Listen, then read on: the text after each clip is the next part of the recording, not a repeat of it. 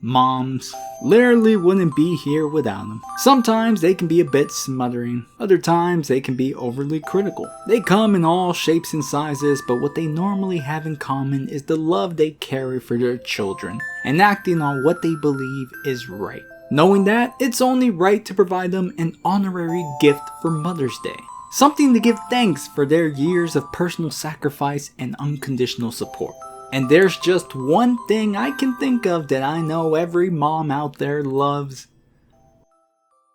Rats! Lab rats specifically. And you don't even have to worry about short supply. These little guys populate a space so fast, there's just so many to go around. On that note, do you guys know why rats and mice are often the preferred species for research and experimentation? It's not because we are trying to do the world a favor, and it's not because we are secretly at work to replicating a Pokemon. No, it's because they are just like you and me. At least, the parts that matter. Their biological structures and organ systems are very similar to our own, making them key subjects to a lot of scientific and medical advancements we have made over the years. If it wasn't for them, treatments and vaccines, such as the ones for COVID, would not have been developed at such a fast rate. On top of that, these creatures are never in short supply due to their rapid population growth, and with a lifespan of about 2 to 3 years, they can be used in multiple areas of research with little to no slowdowns for the pace of discoveries. There's a lot to be thankful for today. For Mental Health Awareness Month, we're taking a more clinical approach to highlight the amazing contributions these little guys have done for us in the shadows. And with Mother's Day right around the corner, it's always good to recognize all their best efforts and continuous support they have given us all. 2 special events, surprisingly brought together by a single story that captures the best of both worlds. How's it going, bookworms, filmsters? My name is Mike, and in honor of both Mother's Day and Mental Health Awareness Month, we are going to tackle a story that focuses on a grieving mother on a courageous journey that will lead her to the secret of NIMH. Poor characterization, weak narration from the plunge over Jane, the final relation to the pointless plot, description so apparent, the Romans held some in the 1,000-yard stare. Book is thick, but nothing will stick, gotta take my chances, well, that flick, but the worst of all, the reason I weak didn't get far on the 8-page thing. Where can I find this The bookstore's closed, the cafe's packed, nothing left to do but sing a little rap. Well, now I'll just keep waiting. Gotta put book up in the DVD and take some time, come read with me. Originally titled Mrs. Frisbee and the Rats of NIMH, this 1970s children's sci-fi fantasy novel was written by Robert C. O'Brien.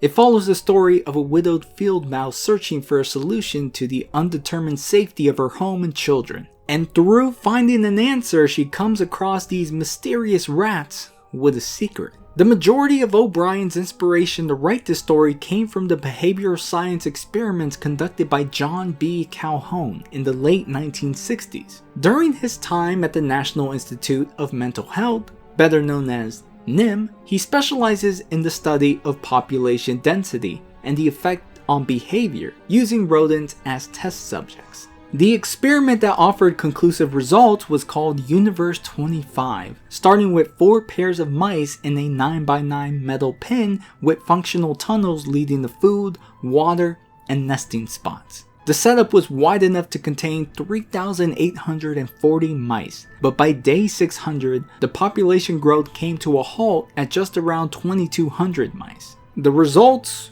were wild. Frequent fights within the colonies, mothers eventually giving up on raising their young, leaving most to die. Females in general grew more aggressive, and on the male side they lost the ability to defend their territories, and some even withdrew from any courtships to go and live solitary lives. From this, Calhoun concluded that when all the space was taken up and all social roles filled, a complete breakdown of complex social behaviors occurred that eventually doomed any further population growth. This experiment will be responsible for coining the term behavioral sink and offered a morbid reflection to our own social structure due to overcrowding. You know, just the kind of cheerful news to base a children's story on. Luckily, the book never gets in depth with that experiment in particular, but there is some social commentary that brings to light these experiments performed on these rats, from the perspective of rats themselves. I believe the combination of these conversations, along with an already interesting concept, led to the novel's numerous awards for its contribution to children's literature and getting the attention of those working at Disney, or at least a specific team. If you haven't heard the name Don Bluth before, then you might be more familiar with his movies, like Anastasia, All Dogs Go to Heaven, and The Land Before Time. This one here though started it all, and man does it got a story. Bluth grew up on Disney classics, and eventually got the chance to work with these legendary animators from the company's golden days. Yet, over time, he began to watch corporate practices become more common, with the company cutting corners and getting ready to transition into different techniques and streams of revenue. By this point, the passion for animation was quickly fading, and Bluth felt the Disney he came to work for wasn't there anymore, leaving him with a moral obligation to preserve that specific kind of magic. So he and 10 other animators would leave the company to start their own production studio, with The Secret of NIMH being their first big feature film project. The opportunity came with a lot of obstacles, just being given an estimated $6 million and 30 months to complete the film, which at the time was an extremely tight deadline for the average animation film. However, against all odds, the Bluth team did their damnedest to keep the magic of animation alive, bringing it back to the golden age and experimenting with some labor-intensive techniques like rotoscoping and backlit animation. And as much as I would like to say that this little team overcame those odds, it didn't just stop at the production process. The distributor MGM did not care for this film, providing very little for marketing and just allowing the movie to be shown in 100 venues. On top of that, it had to compete against films like Disney's Tron and Spielberg's E.T., making just a bit more than double their budget. The box office results were poor, but the movie eventually found its success and immense fan base through home videos and cable, turning this film into the underrated cult classic it is remembered as today.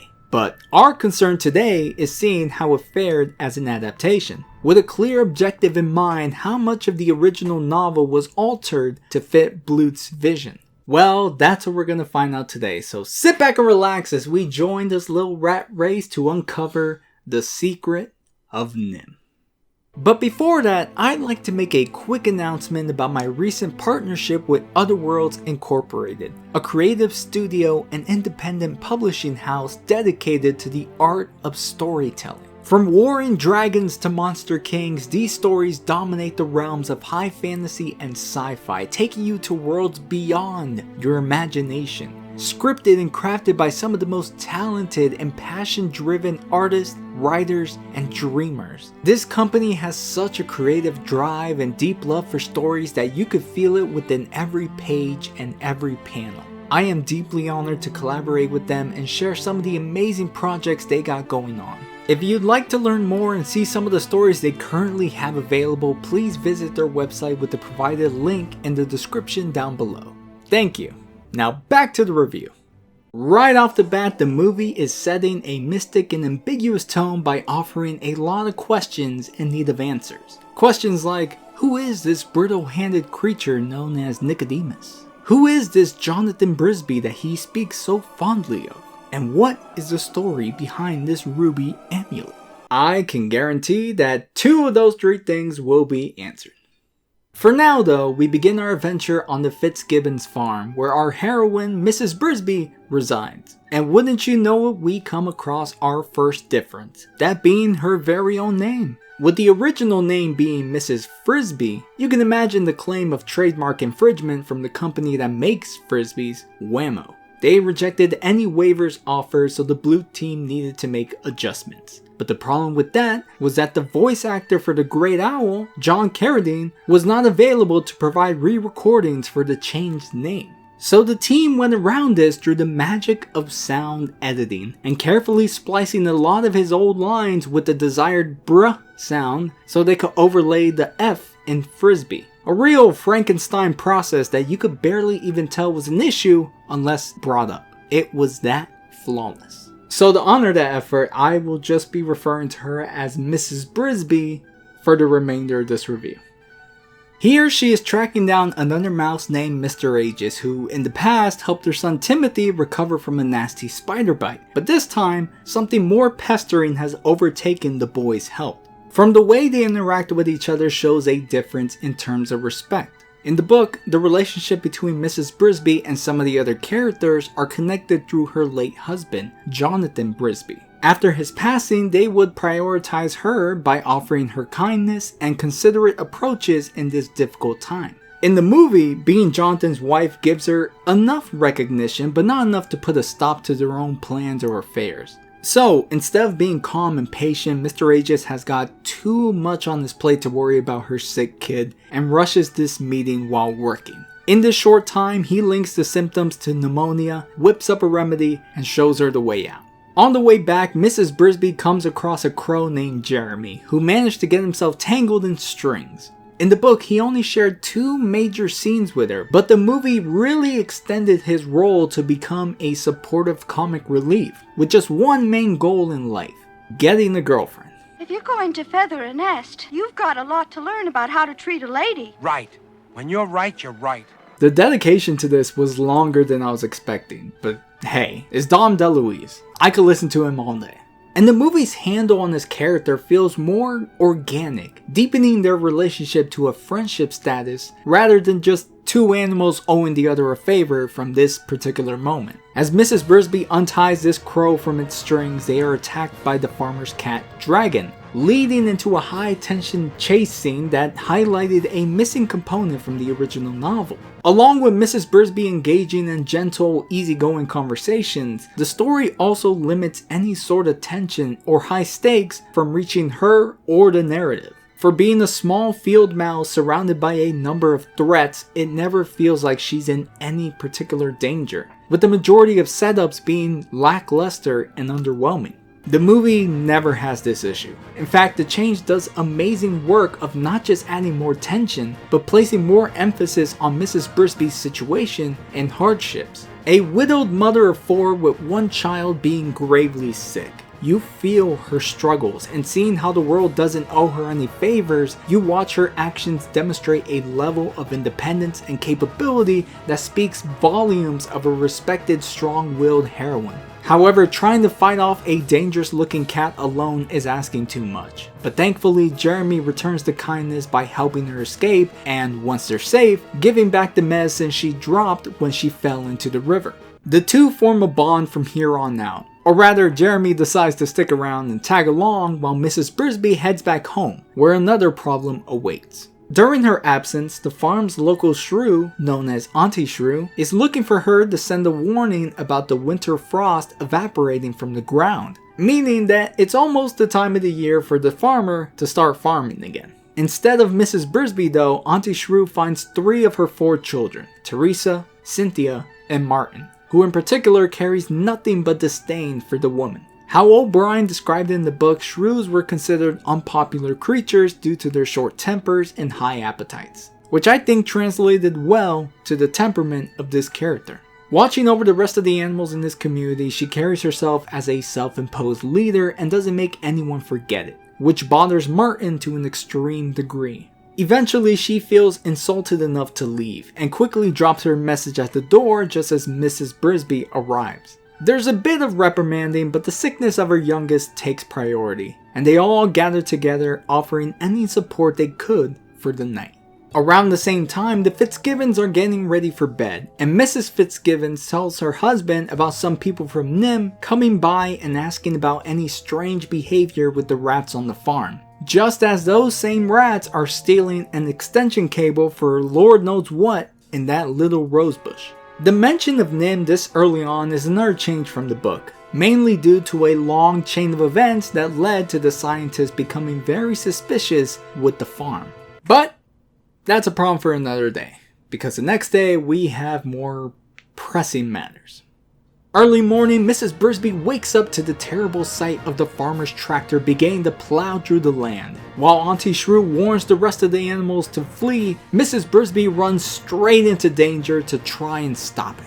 The book never lets it get this far, as the plow would be missing a specific part to work right. And overhearing the conversation, Mrs. Brisby learns that she's got at least 5 days to move her family to safety. They didn't have that luxury in the movie, leaving Mrs. Brisby and Auntie Shrew's bravery to buy that time themselves after cutting the fuel line and forcing a delay.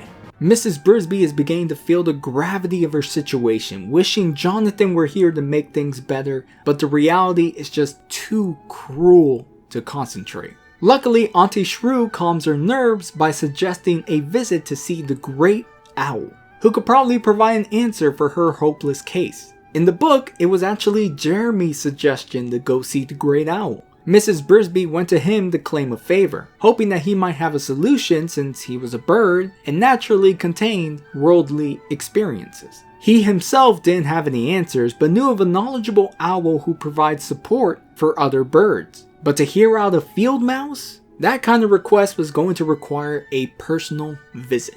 So she and Jeremy fly out to the dark part of this haunting forest, high above to a hollow entrance where the Great Owl awaits. Despite her fears, she bravely makes her way through this creepy wooden corridor, almost becoming lunch for a spider until the owl saves her. Mrs. Brisby makes her story known, and the Great Owl responds by telling her what she already knows, that she needs to move far from the plow's line of trajectory. But with Timothy's pneumonia and strict bed rest, that's just not possible. The Great Owl runs out of helpful solutions until Mrs. Brisby's name reveals her connection to Jonathan, bringing up one final option to her case.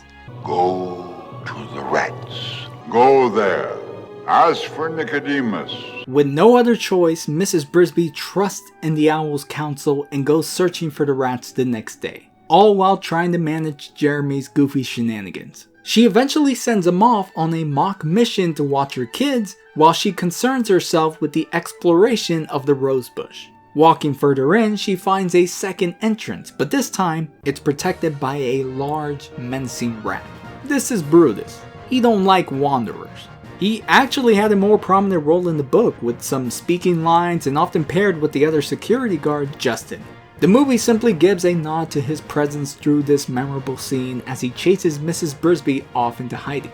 Fearing that she's been cornered, all those worries disappear from the sight of a freshly injured Mr. Aegis. She brings him up to speed on her journey thus far, and after hearing about her visit to the Great Owl, Mr. Aegis decides to escort her to meet with the leader of the rats, Nicodemus, right after swearing secrecy to whatever she sees down here.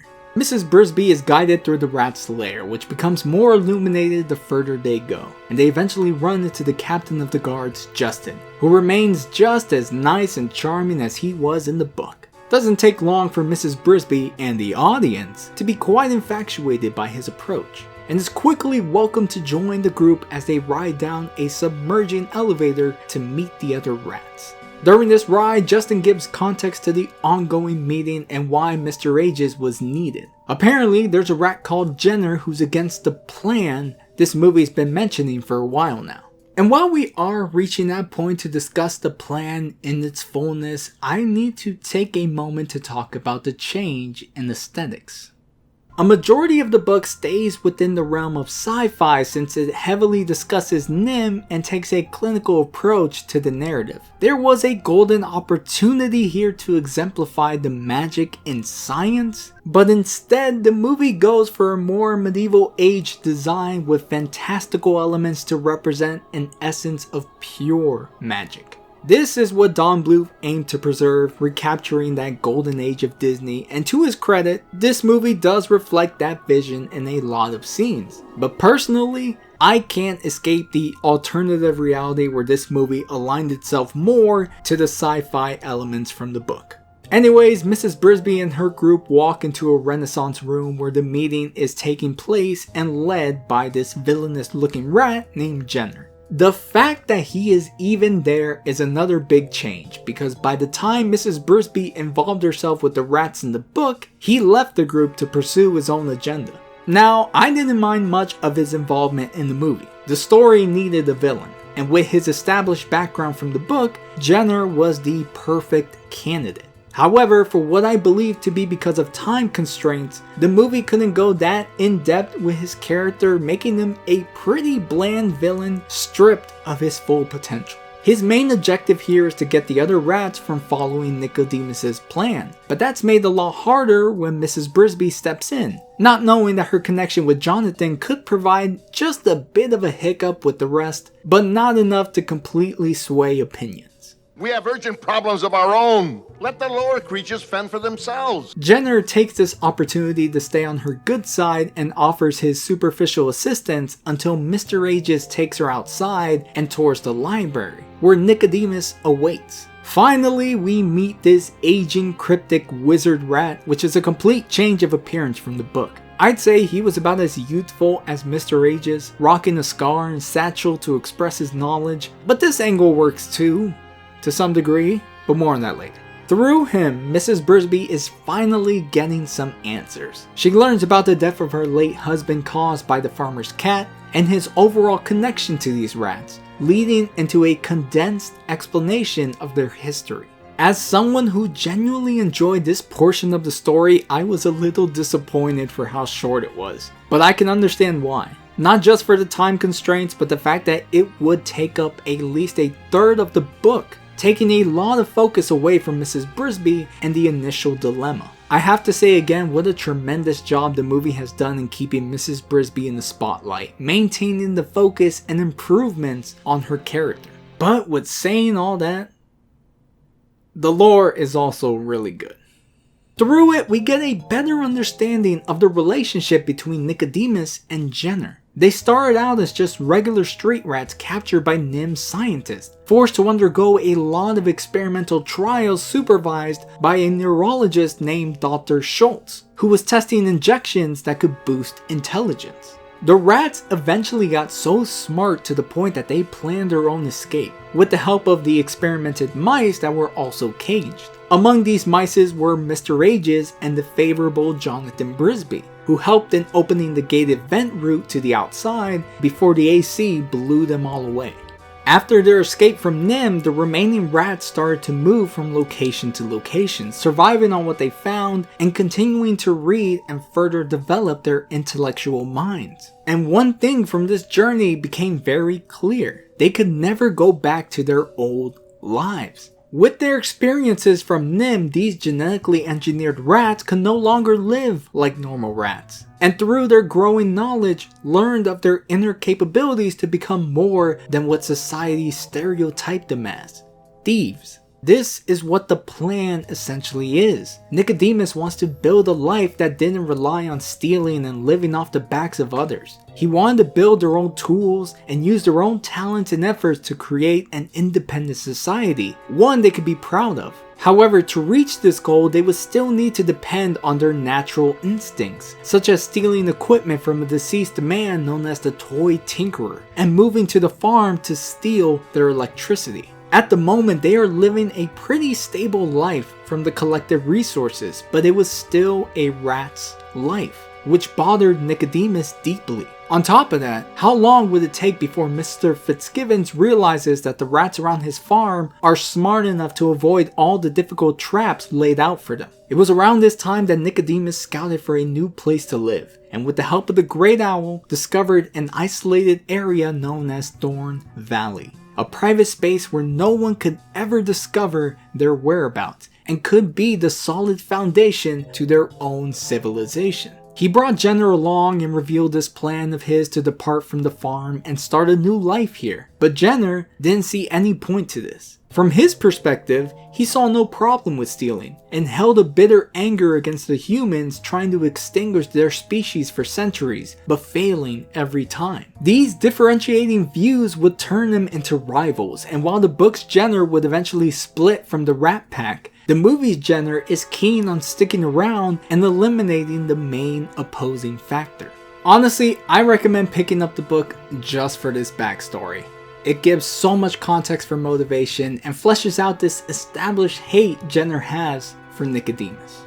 After explaining what the rats in NIMH are all about, Nicodemus then hands Mrs. Brisby a last remaining gift from Jonathan, a golden ruby encrusted amulet with an inscription that states, "You can unlock any door if you only have the key.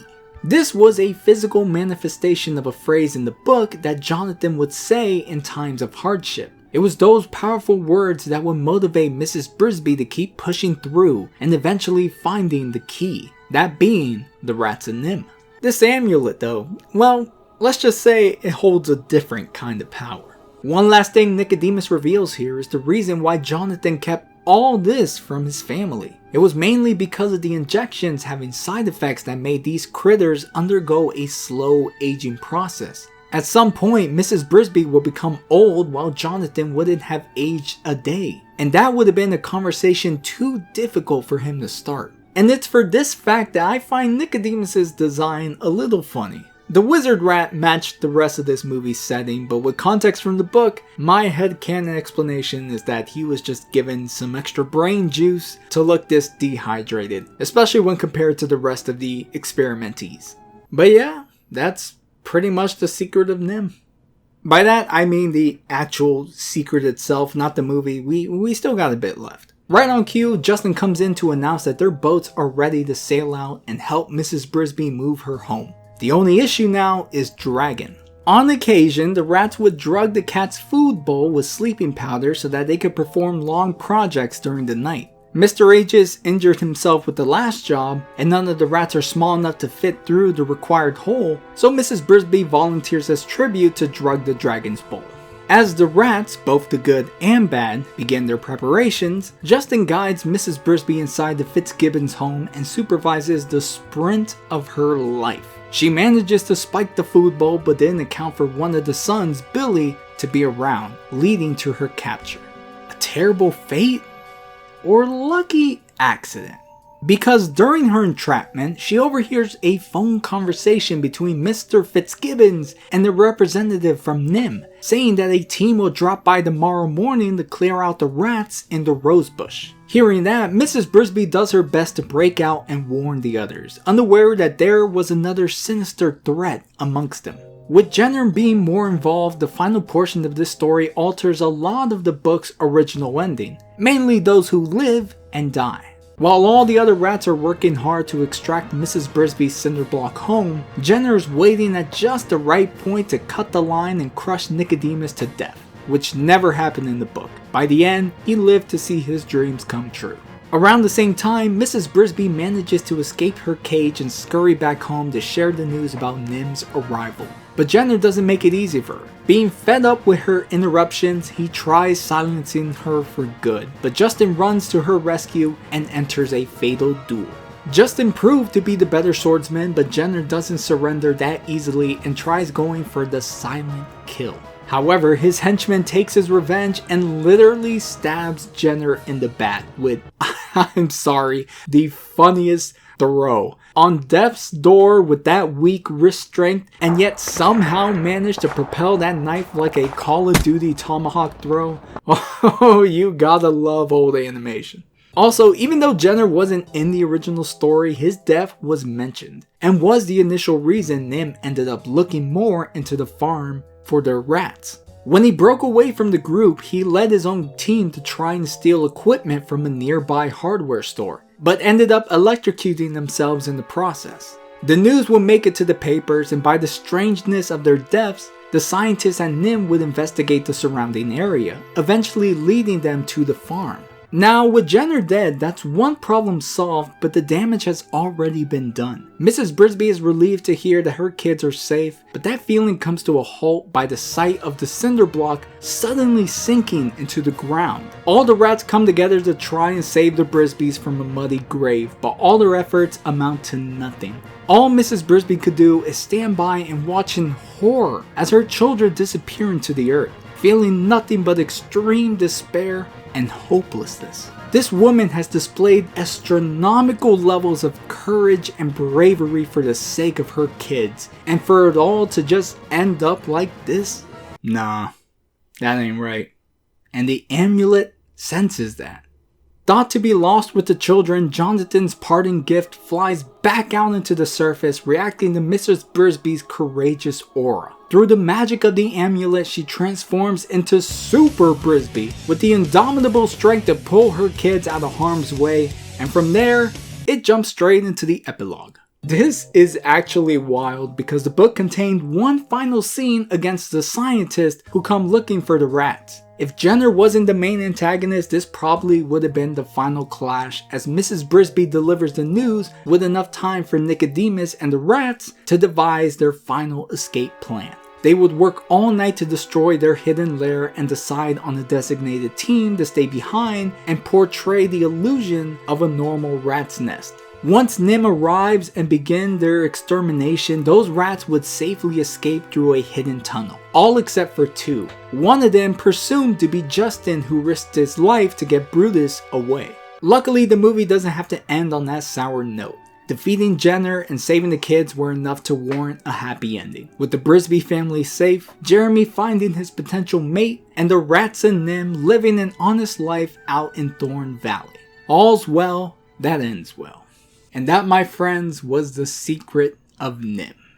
This was a pretty tough choice because I enjoyed specific parts on how both the book and movie approached this story. Like, the book's narrative structure was really interesting. I like how one plotline was essentially wrapped around another. Through Mrs. Brisby's journey to find help in her cause, it unraveled this secret rat society with their own intriguing backstory and agenda. It would have been nice if the movie dived more into the lore of these rats, filling in the gaps for a lot of the narrative, such as establishing a stronger relationship between Nicodemus and Jenner, and how it all fell apart because of the Thorn Valley plan. In general, the science fiction aspect of the novel was something I personally preferred more. Combining this story into a fantasy setting just felt like an odd mix. I know why Bluth did it, and to his credit, it worked, but I don't think I'll ever get over the missed opportunity to show the magic in science. But despite saying all that, this movie freaking ruled. While the book did have great exposition and an appropriate setting, I have to admit that the execution of it all was pretty dry and underwhelming. The movie did an amazing job of adding more tension to major scenes of the book and continuously raising the stakes for our heroine to come out on top. It didn't just highlight the constant dangers a small field mouse could experience on a daily basis, but also help balance out the screen time placed between Mrs. Brisby and the rats of NIMH, not letting you forget who this movie is about and the strength it took for her to persevere in the end. Despite all odds, the courage and strength of a mother's love knew no bounds. Mrs. Frisby in the book relied a lot on other characters to help her throughout the story, while the movie demonstrated a level of faith and bravery in oneself, turning her into an inspirational hero.